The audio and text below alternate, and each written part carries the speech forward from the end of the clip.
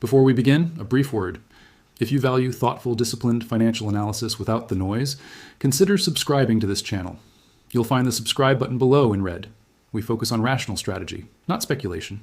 No hype, just clarity when markets demand it most. Now let's begin. Something extraordinary happened in the silver market, something that rarely occurs in modern commodity trading.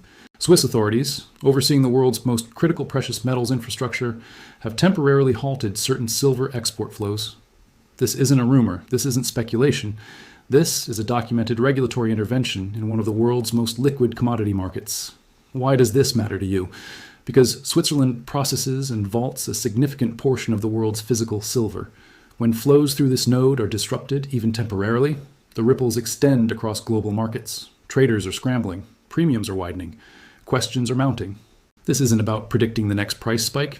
This is about understanding what happens when the physical infrastructure of a market experiences stress. And more importantly, what it means for your decision-making process. Whether you hold silver, you're considering a position, or you simply want to understand how commodity markets function under pressure, the next 25 minutes will give you the framework you need. Let's examine this methodically. To understand why this matters, you must first understand Switzerland's unique position in the precious metals ecosystem. Switzerland is not simply another trading hub. It is the refining and logistics center for a substantial portion of global gold and silver flows. Major refineries, secure vault facilities, and deeply established trade relationships converge in this small nation. When silver moves from mines to manufacturers, when it flows from investors to industrial users, a significant percentage passes through Swiss infrastructure. This isn't by accident. Decades of political neutrality, regulatory stability, and technical expertise have created this concentration. But concentration creates vulnerability. When a central node experiences disruption, the entire network feels it. This is basic systems theory applied to commodity markets, and right now we're watching it play out in real time. The reported halt appears tied to verification protocols and compliance measures.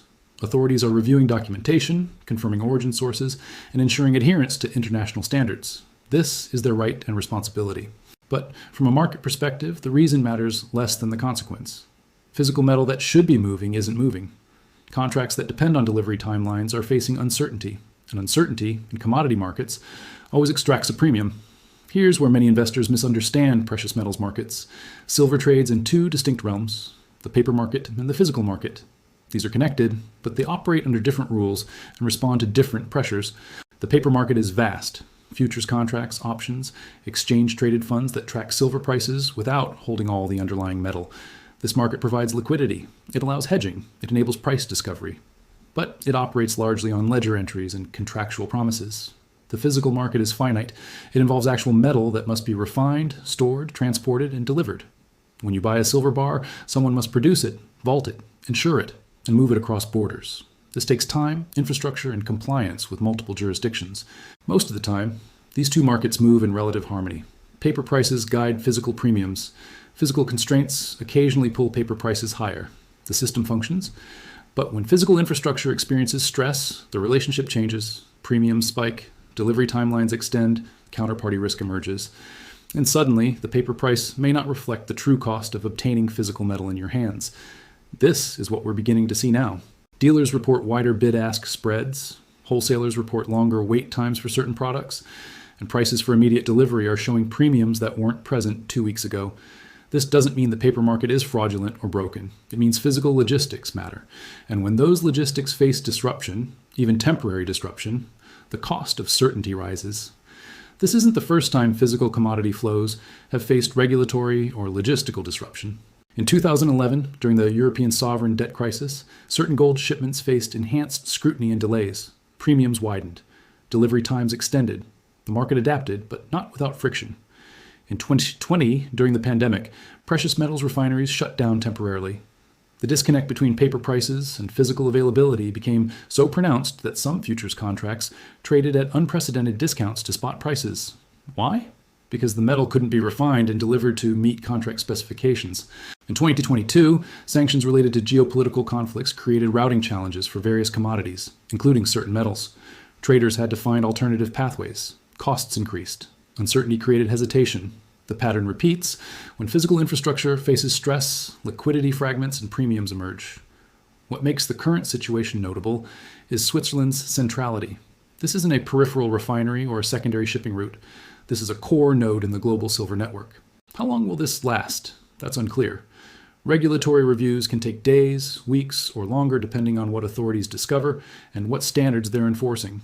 But history offers a lesson. Markets eventually route around obstacles. Alternative refineries increase capacity. Shipments redirect through other jurisdictions. The system adapts. The question isn't whether flows will resume. They will. The question is what happens during the adaptation period, and what this reveals about underlying market structure. Let's talk about psychology, because that's what amplifies or dampens these situations. When news breaks about regulatory halts or supply constraints, two distinct psychological forces emerge in commodity markets.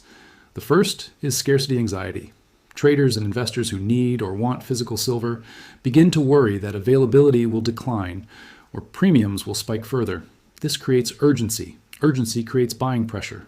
Buying pressure creates the very premium increases people feared.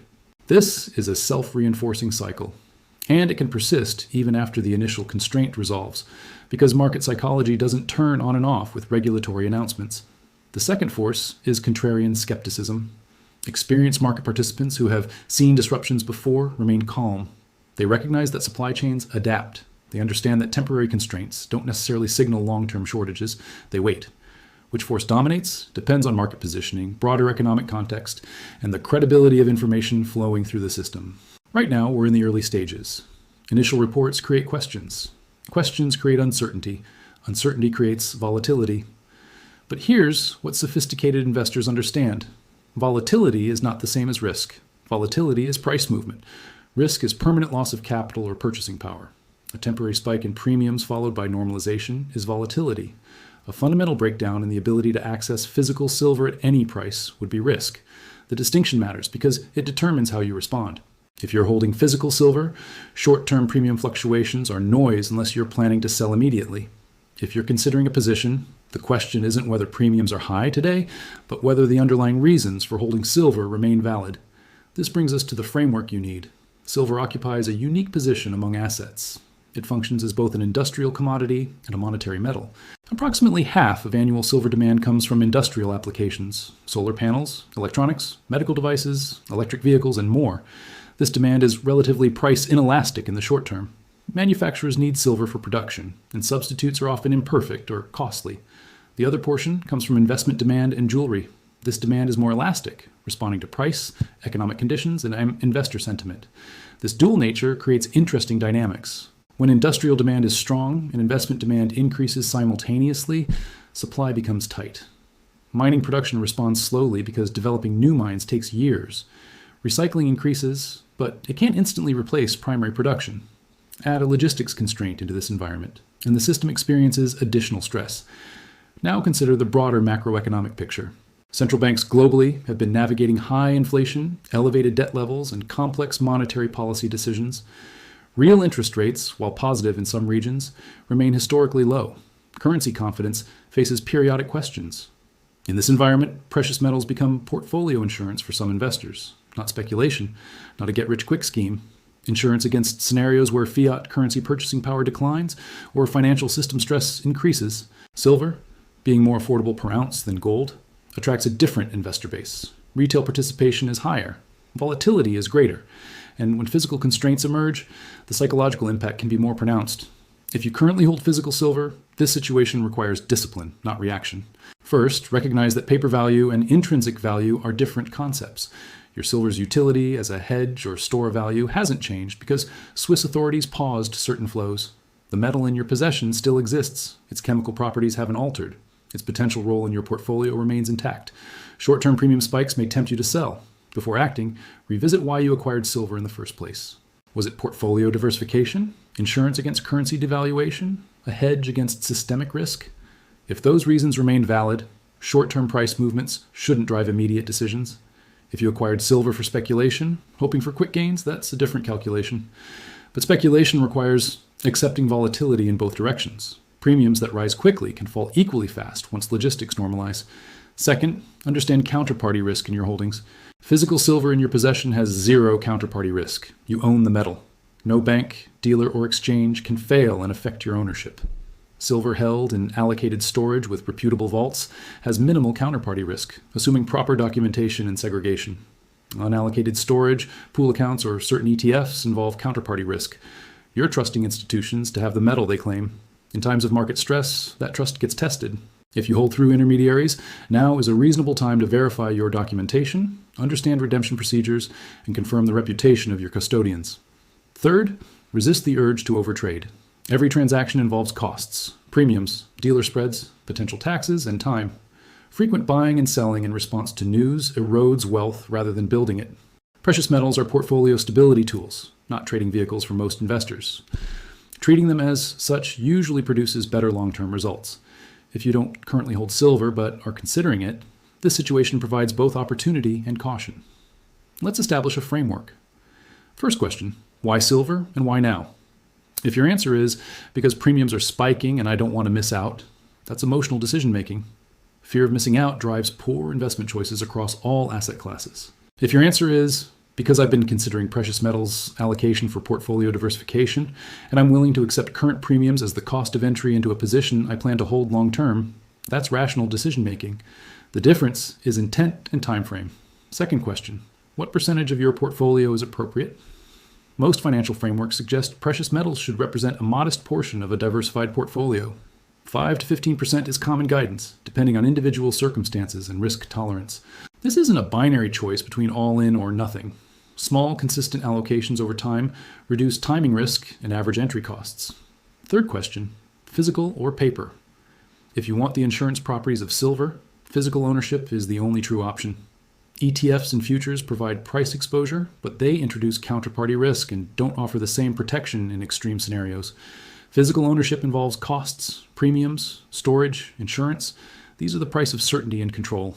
If you're simply seeking portfolio diversification and price exposure without the logistics of physical metal, paper instruments may suffice.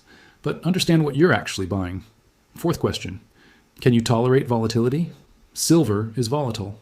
More volatile than gold, far more volatile than bonds. If price swings create emotional distress or drive impulsive decisions, precious metals may not suit your temperament. Successful investing requires aligning strategy with psychology. No asset allocation is worth your mental health or sleep. Let's be direct about what not to do. These mistakes consistently destroy wealth in commodity markets.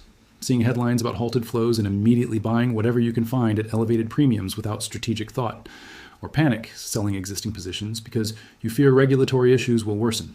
Both are emotional responses, not rational strategy, using excessive margin or debt to establish or increase precious metals positions. Leverage amplifies losses, just as it amplifies gains. In volatile markets, leverage can force position closures at the worst possible times. Physical precious metals are not appropriate vehicles for leverage. They don't generate cash flow to service debt. They exist as stores of value in portfolio insurance. Buying after significant price increases purely because prices are rising. This is momentum chasing, and it often results in buying near peaks before corrections. If silver premiums have already spiked substantially, that premium may represent much of the short-term potential gain already realized. Entering at that point increases risk.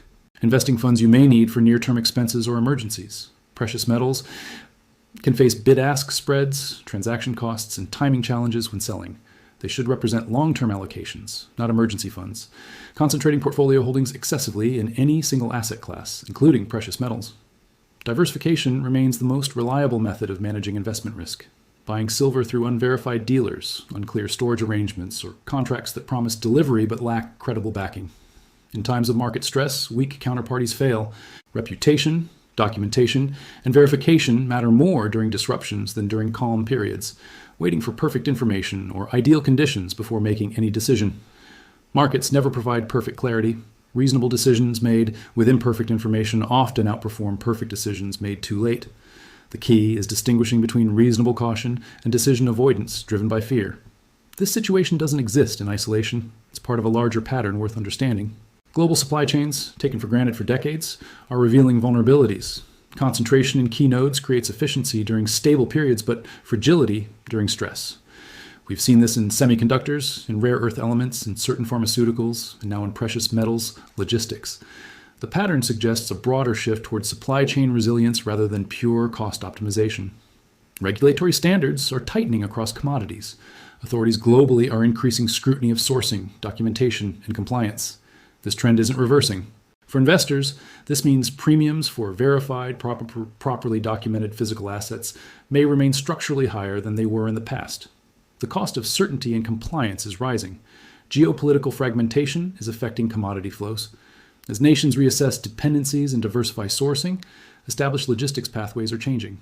Switzerland's role may evolve, not because of capability, but because of deliberate diversification by market participants.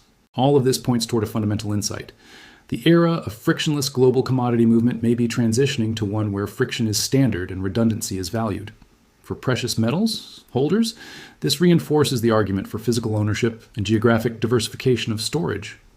Relying on any single jurisdiction or pathway introduces risk that wasn't as apparent a decade ago. For potential investors, this means understanding that premiums aren't just temporary spikes, but may reflect new structural realities. Let's return to fundamentals. Successful investing isn't about predicting every market movement or perfectly timing every decision. It's about maintaining discipline when emotions run high and information is unclear. What does discipline look like in this situation? It means making decisions based on your financial plan, not market headlines. If your plan includes precious metals allocation, execute that plan systematically. If it doesn't, don't abandon your strategy because of short-term market stress. It means distinguishing between noise and signal. Most daily market movements are noise. Fundamental shifts in market structure or macroeconomic conditions are signal. Learning to filter appropriately prevents both paralysis and overreaction. It means accepting uncertainty. You will never have complete information. Markets will always present ambiguous situations. Investors who demand certainty before acting often miss opportunities and fail to protect against risks. It means managing position sizing appropriately. No single asset should dominate your portfolio. No single decision should determine your financial future.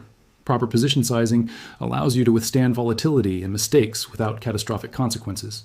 It means thinking in decades, not days. Wealth is built through consistent, rational decision-making over long periods. Short-term volatility is the price you pay for long-term appreciation and protection. Markets reward patience, discipline, and rational thought. They punish emotional reaction, impatience, and leverage. This hasn't changed. It won't change. It's as true today as it was 50 years ago and as it will be 50 years hence. As this situation develops, certain indicators will provide clarity about market direction and implications. Watch physical premiums, not just spot prices. If premiums remain elevated or increase further, that signals ongoing physical market stress. If premiums normalize quickly, the disruption was brief and well managed. Monitor delivery timelines from reputable dealers. Extended wait times indicate supply chain constraints beyond temporary regulatory holds. Pay attention to refineries outside Switzerland. Are they increasing capacity or reporting increased inquiries? This would signal market routing around the constraint. Observe silver ETF flows. Large outflows might indicate investors selling paper exposure, while physical holdings remain tight. This divergence would confirm a physical paper market split. Track regulatory communications. Authorities may provide updates about timeline, scope, or reasons for the review. Transparent communication reduces uncertainty. Opacity increases it. Consider broader commodity markets. Is this specific to silver, or are other metals or commodities experiencing similar issues? Isolated incidents differ from systemic trends. And most importantly, monitor your own emotional state. Are you feeling anxious, urgent, or fearful? These emotions are data points about your psychology, not necessarily market reality. Let's end where we began. With perspective, the Swiss silver situation is significant but not unprecedented. Markets face disruptions regularly. Infrastructure experiences stress. Regulations tighten. Supply chains adapt. History provides a clear pattern. Short-term disruptions create volatility and opportunity. Long-term trends are determined by fundamental supply and demand dynamics, macroeconomic conditions, and investor behavior. Silver's role in portfolios hasn't changed because of this news. It remains a tangible asset with industrial utility, monetary history, and portfolio diversification properties. Whether you should hold it depends on your financial plan, not on temporary logistics issues. The investors who navigate this successfully will be those who maintain discipline, avoid emotional extremes, and focus on their long-term objectives. Speculating on short-term price movements is gambling, not investing. Building diversified portfolios that include appropriate precious metals, allocation is financial prudence. The choice is yours, but the principles remain constant. Markets will always present uncertainty. Regulations will evolve. Supply chains will face periodic stress. Your response to these realities determines your outcomes far more than the events themselves. If you found this analysis valuable, that red subscribe button below provides access to more content like this. Thoughtful, disciplined, focused on frameworks rather than hype. No one can predict the future with certainty, but we can prepare with discipline, diversify with intelligence, and respond with rationality. That's how wealth is protected and built over time. not through perfect timing or brilliant prediction, but through consistent rational decision-making when markets test our resolve. Stay disciplined. Stay informed. And remember that volatility is temporary, but principles endure. Thank you for your time and attention.